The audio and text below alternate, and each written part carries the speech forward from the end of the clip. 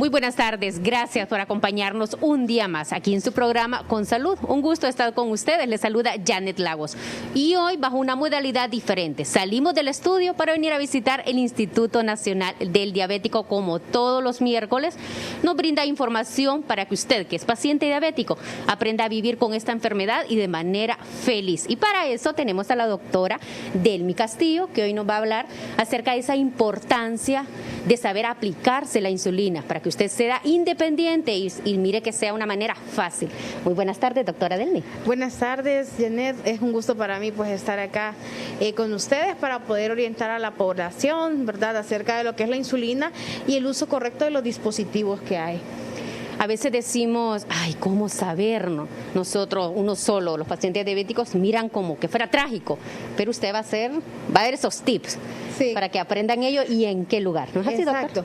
Es que, ese punto que usted tocó, que el paciente diabético considera que el uso de insulina, pasar, por ejemplo, de terapia oral a uso de insulina es como catastrófico para ellos, mas no es así, porque es parte de ir escalando terapia en donde el médico lo que busca es que este paciente sea capaz de aminorar los riesgos de complicaciones crónicas como ser la nefropatía, la retinopatía o el pie diabético. Nosotros sabemos de que si tenemos un buen control glicémico, ese paciente va a mejorar, pero de lo contrario no va a ser así. Va a ir a peor, hasta fallecer. Entonces, sí es importante establecer y aclarar que la insulina no es algo malo, sino que tenemos que aprender a utilizarla, ¿verdad?, y de forma correcta. Doctora, antes de empezar, que nos dé estos consejos, como lo mencionaba, hablemos más o menos qué es la insulina, para que la población entienda. Ay, no todos los pacientes diabéticos necesitan insulina. Yo sé que no, ¿verdad, doctor? Pero ¿qué es la insulina? Es correcto. La insulina es una hormona que nosotros normalmente el cuerpo la produce, ¿ok? Es producida por las células betas del páncreas. Ahí. ¿Qué es lo que pasa en ciertos tipos de pacientes? Por ejemplo, el paciente diabético tipo 1, este tipo de pacientes, su páncreas es incompetente, entonces ese páncreas no produce la cantidad de insulina. Por eso se manifiesta estos déficits de insulina con aquellos estados de hiperglicemia o aquellas complicaciones crónicas, agudas, como por ejemplo la cetoacidosis diabética en los pacientes de edad temprana. Es en el caso de ellos. En el caso del paciente diabético tipo 2, el paciente diabético tipo 2, él produce la insulina, pero a veces lo primero que se da es una resistencia de parte del cuerpo a lo que es la insulina, ¿verdad?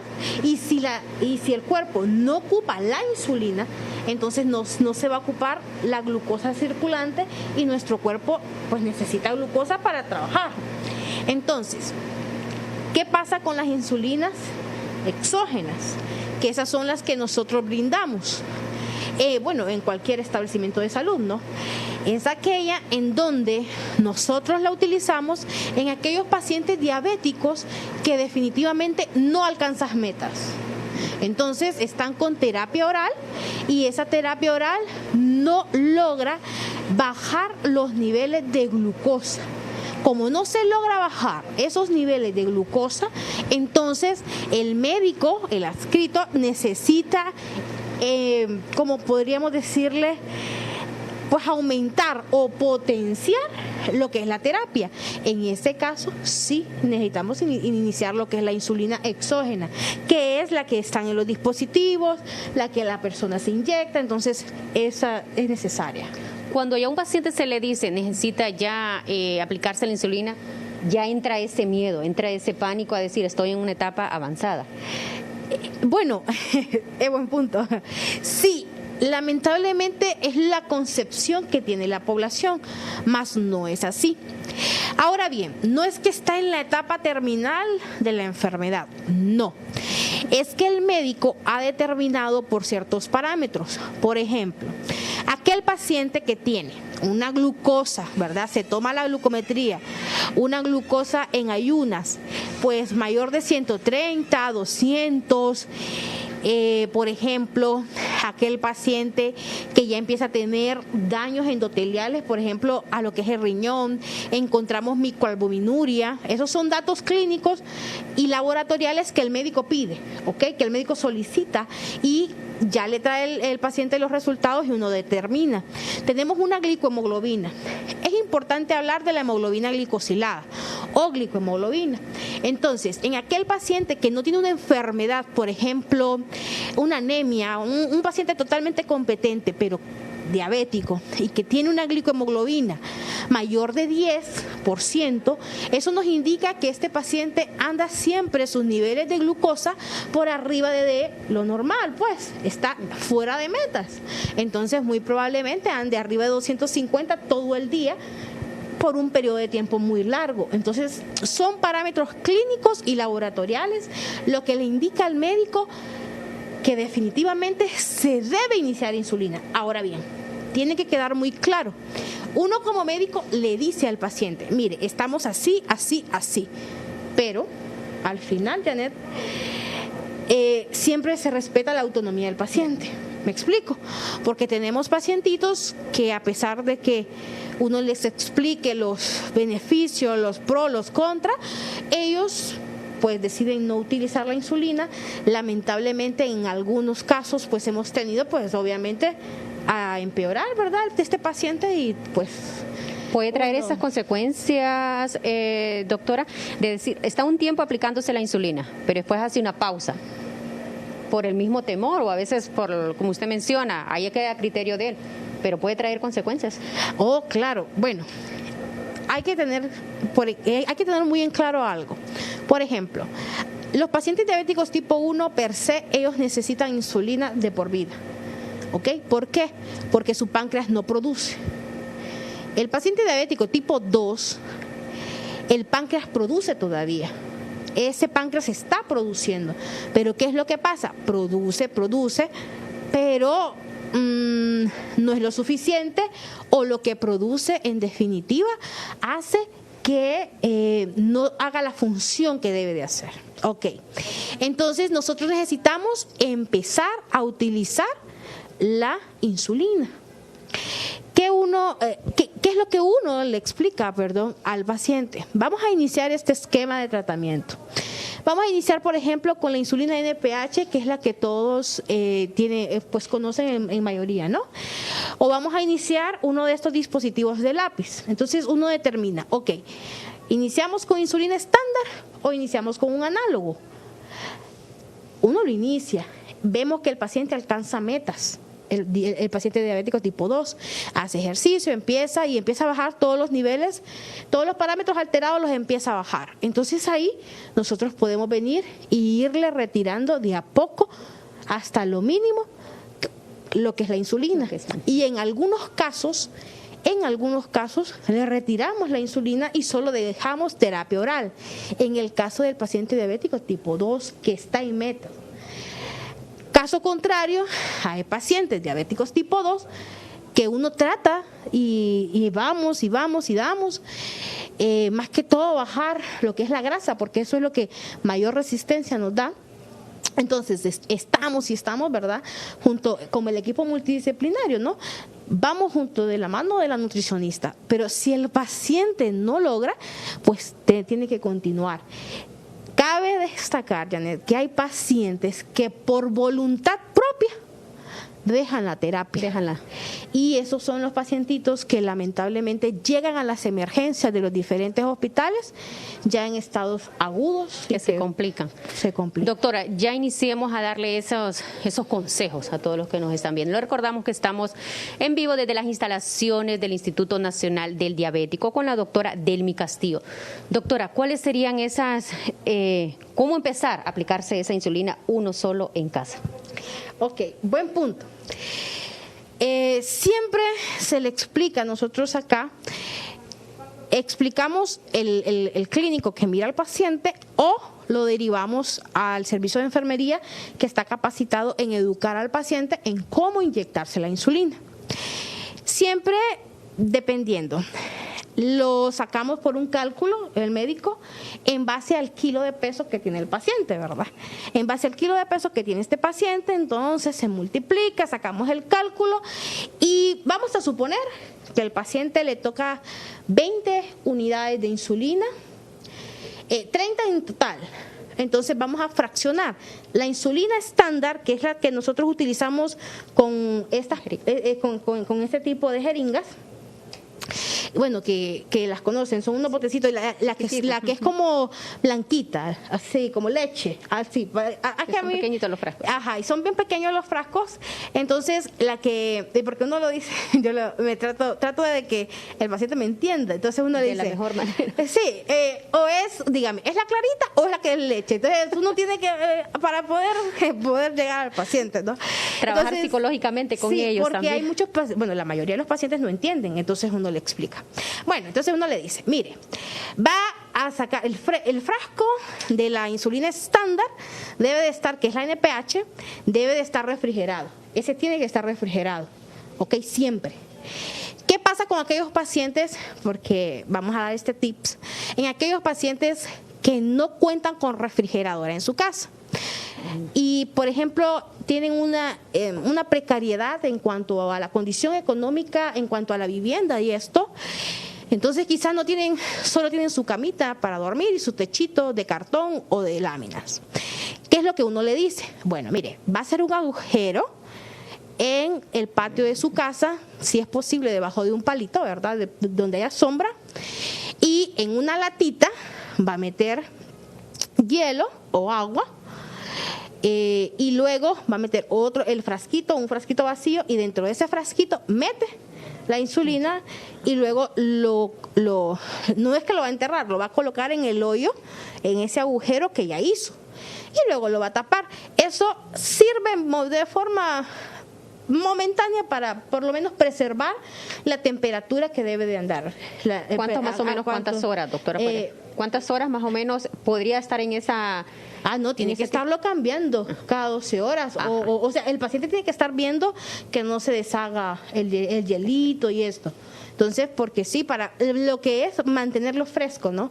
Que no esté expuesto a estas calores que son de 30 y algo de grados Celsius, ¿me entiende? Porque eso arruina, desnaturaliza lo que es la insulina.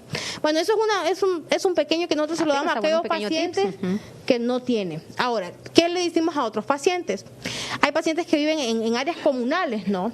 Entonces, quizá no tenga ese paciente él en su casa refrigeradora, pero sí tiene la vecina o la dueña de la pensión. Entonces, ahí con esa señora o con ese señor se guarda la insulina y está refrigerada. La insulina estándar está refrigerada. Ok, la NPH. Ahora, estos lápices, si no están usados, tienen que estar refrigerados. ¿Qué le parece, doctora, si después de la pausa explicamos un poquito cómo es el lápiz? Para que le demos chance a todos los que nos están mirando por las diferentes plataformas, que respiren un poco y vayan a buscar su insulina y su lápiz que la doctora nos va a explicar. Vamos a una pausa, no nos cambie. Para mantener la glucosa en sangre bajo control en una persona con diagnóstico de diabetes se necesitan varias acciones. Monitoreo frecuente, alimentación balanceada, actividad física, tratamiento médico y asesoría, así también seguimiento del médico tratante, pues cada caso debe ser personalizado de manera integral, ajustado a las necesidades individuales de cada persona. Está demostrado por diversos estudios que las aplicaciones de insulina son el tratamiento óptimo para el control y cuidado de la diabetes. Sin embargo, a la insulina se le continúa envolviendo en muchos mitos que evitan y retrasan que las personas que viven con diabetes se la apliquen, fomentando la llegada de complicaciones graves a la salud, afectando la calidad de vida del paciente. Recordemos que la diabetes es una enfermedad crónica degenerativa, es decir, que no tiene cura y no se detiene. Por ello, la importancia de evitar o retrasar lo más posible los estragos que pueda causar en nuestro cuerpo, y es allí en donde entra la importancia de la insulina. Acompáñenos en este espacio para conocer más detalles sobre esta temática.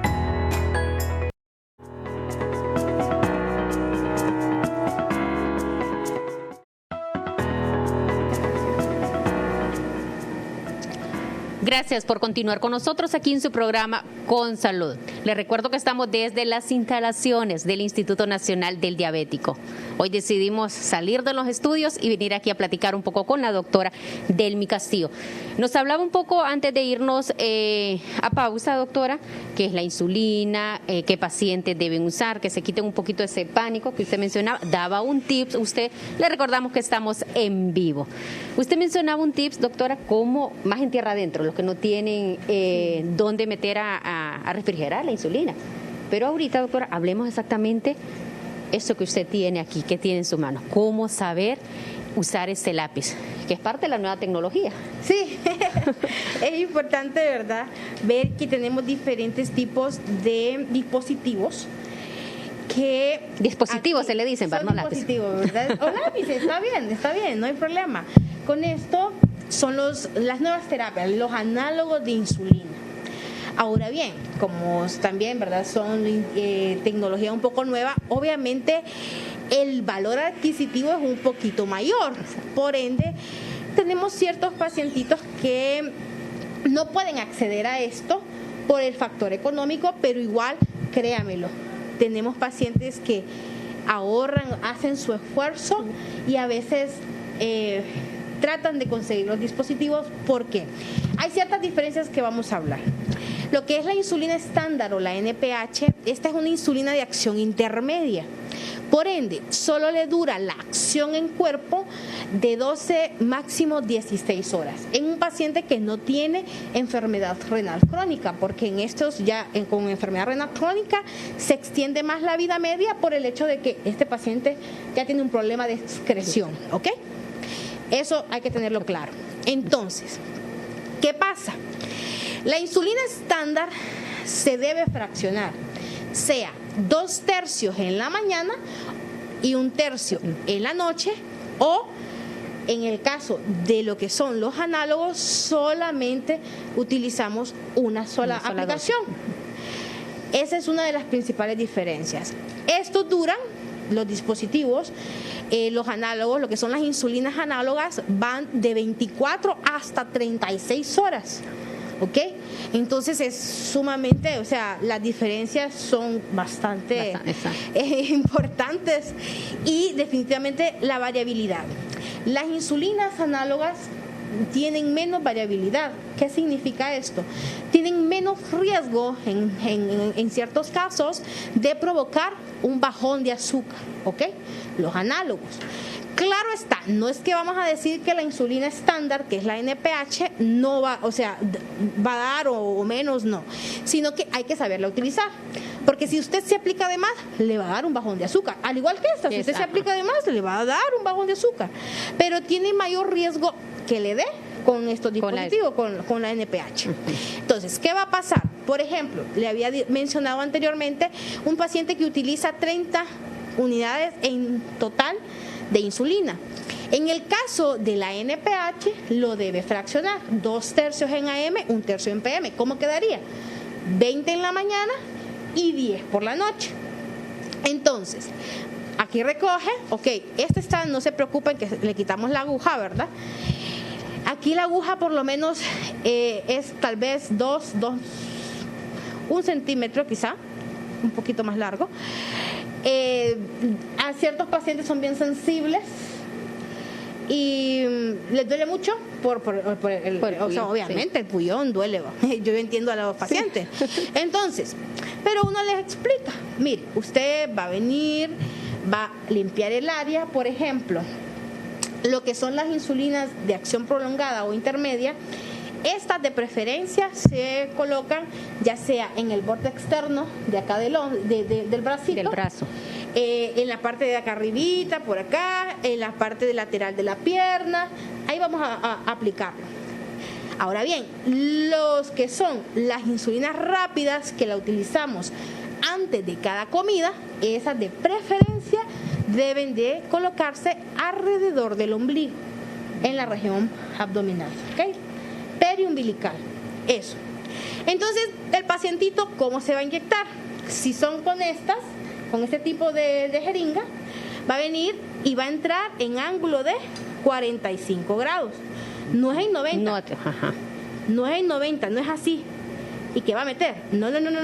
¿Por qué? ¿Qué tal si el paciente es delgado? Va a llegar a músculo y le va a doler y le va a quedar un hematoma.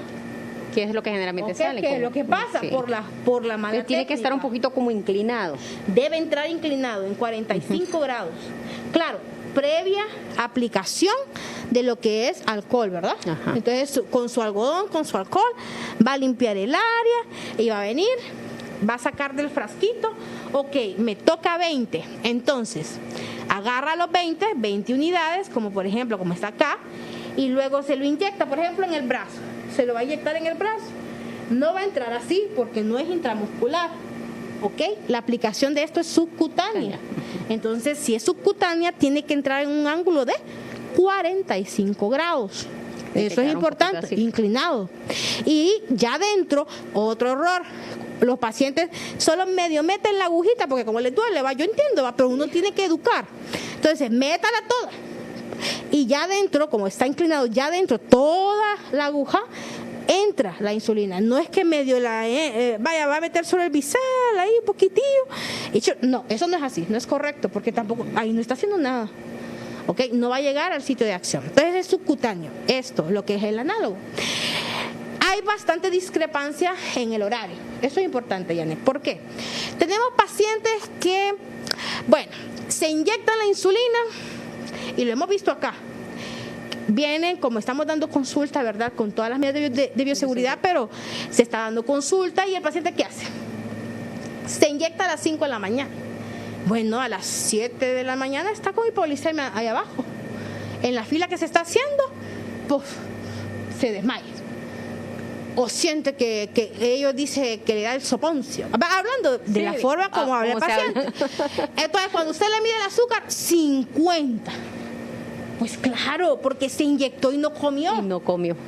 Óigame, usted va a meter insulina al cuerpo. Lo poco que hay de glucosa circulante, ¿qué va a hacer el cuerpo? Dios es sabio.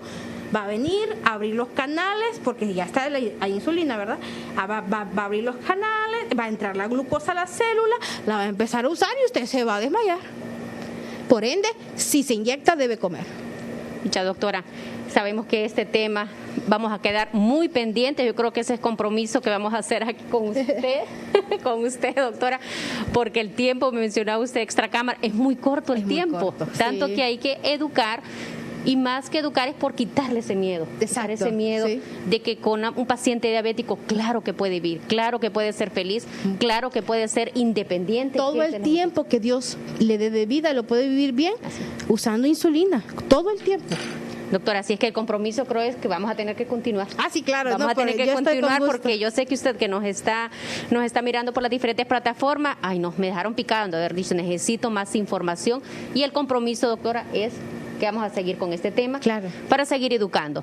Muchísimas gracias, doctora. A la orden, es un placer para mí educar a toda la población y estar con Suyapa TV.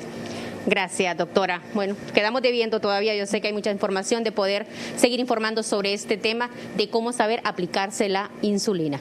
Muchísimas gracias por habernos acompañado aquí en su programa Con Salud. Se despide de usted, Janet Lagos.